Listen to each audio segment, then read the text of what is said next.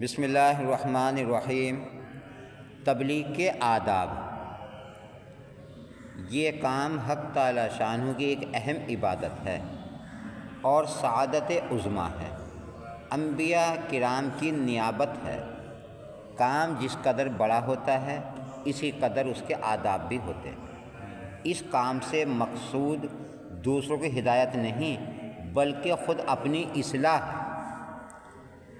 حکم خداوندی کی بجاوری اور حق تعالی شانہ کی رضا جوئی ہے۔ پس چاہیے کہ امور مدرجہ کو اچھی طرح ذہن نشی کرے اور ان کی پابندی کرے۔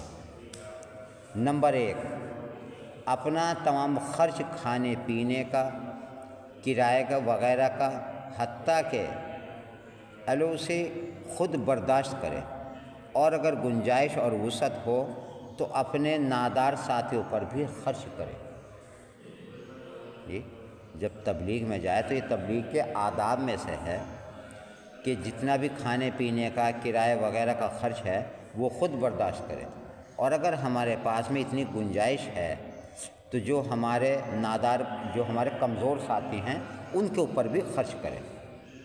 نمبر 2، اپنے ساتھیوں اور اس مقدس کام کرنے والوں کی خدمت گزاری اور ہمت افزائی کو اپنی سعادت سمجھے اور ان کے ادب احترام میں کمی نہ کرے۔ نمبر 3، عام مسلمانوں کے ساتھ نہایت تواضع اور انکساری کا برتاؤ رکھے، بات کرنے میں نرم لہجہ اختیار کرے، خوشامد کا پہلو اختیار کرے، کسی مسلمان کو حقارت اور نفرت کی نظر سے نہ دیکھے، بالخصوص علماء دین کی عزت و عظمت کرتا رہے۔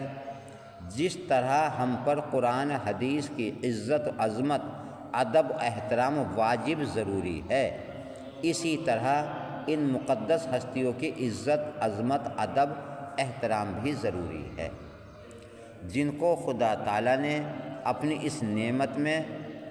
اس نعمت سے سرفراز فرمایا ہے۔ علماء حق کی توہین دین کی توہین ہیں، جو خدا کے غیظ و غضب کا موجب ہے۔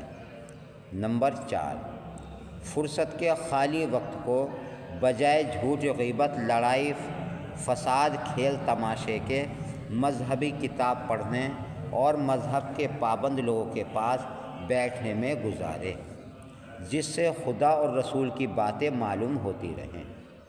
خصوصاً ایام تبلیغ میں فضول بات، فضول کاموں سے بچے اور اپنے فارغ اوقات کو یاد الہی، ذکر، درود شریف، استغفار، تعلیم وغیرہ میں گزارے۔ نمبر 5، جائز طریقوں سے حلال روزی حاصل کرے اور کفایت شعاری کے ساتھ اس کو خرچ کرے۔ اپنے اہل و عیال، دیگر اقربا کے شرعی حقوق کو ادا کرے۔ نمبر 6، کسی نزاعی مسئلہ اور فروعی بات کو نہ چھیڑے بلکہ صرف اصل توحید کی طرف دعوت دے اور ارکان اسلام کی تبلیغ کرے۔ نمبر 7، اپنے تمام افعال و اقوال کو خلوص نیت کے ساتھ مزین اور آراستہ کرے اور اخلاص کے ساتھ تھوڑا عمل بھی موجب خیر و برکت اور باعث ثمرات حسنہ ہوتا ہے، اور بغیر اخلاص کے نہ دنیا ہی میں کوئی ثمرہ نکلتا ہے، نہ آخرت میں اجر و ثواب ملتا ہے۔ حضرت معاذ رضی اللہ عنہ کو جب نبی کریم صلی اللہ علیہ وسلم نے یمن کا حاکم بنا کر بھیجا تو انہوں نے درخواست کی کہ مجھے نصیحت کیجیے۔ حضور صلی اللہ علیہ وسلم نے ارشاد فرمایا کہ دین کے کاموں میں اخلاص کا اہتمام رکھنا اور اخلاص کے ساتھ تھوڑا عمل بھی کافی ہے۔ ایک اور حدیث میں ارشاد ہے کہ حق تعالی شانہ اعمال میں صرف اسی عمل کو قبول فرماتے ہیں جو خالص انہی کے لیے ہو، جو خالص انہی کے لیے کیا گیا ہو۔ ایک اور دوسری جگہ ارشاد ہے کہ حق تعالی شانہ تمہاری صورتوں، تمہارے مالوں کو نہیں دیکھتے بلکہ تمہارے قلوب اور تمہارے اعمال کو دیکھتے ہیں۔ پس سب سے اہم اور اصل شے یہ ہے کہ اس کو خلوص کے ساتھ کیا جائے، ریا نمود کو اس میں داخل نہ ہو۔ جس قدر اخلاص ہوگا اسی قدر کام میں ترقی اور سرسبزی ہوگی۔ اس دستور العمل کا مختصر خاکہ آپ کے سامنے آ گیا۔ اس کی ضرورت اور اہمیت پر بھی کافی روشنی پڑ گئی، لیکن اب دیکھنا یہ ہے کہ موجودہ کشمکش اور اضطراب بے چینی میں یہ طریق کار کس حد تک ہماری رہبری کر سکتا ہے اور کہاں تک ہماری مشکلات کو دور کر سکتا ہے۔ اس کے لیے پھر ہمیں قرآن کریم کی طرف رجوع کرنا ہوگا۔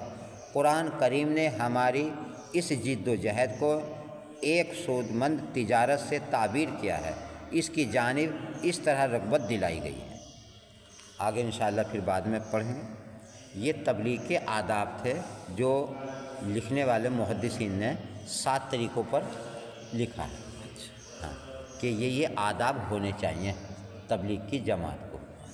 اللہ تبارک و تعالیٰ عمل کی توفیق عطا فرمائے۔ سبحان اللہ و بحمدہ، سبحانک اللہم و بحمدہ، ونشہد ان لا الہ الا انت، نستغفرک و نتوب الیک۔ سبحان ربک رب العزۃ عما یصفون وسلام علی المرسلین والحمد للہ رب العالمین۔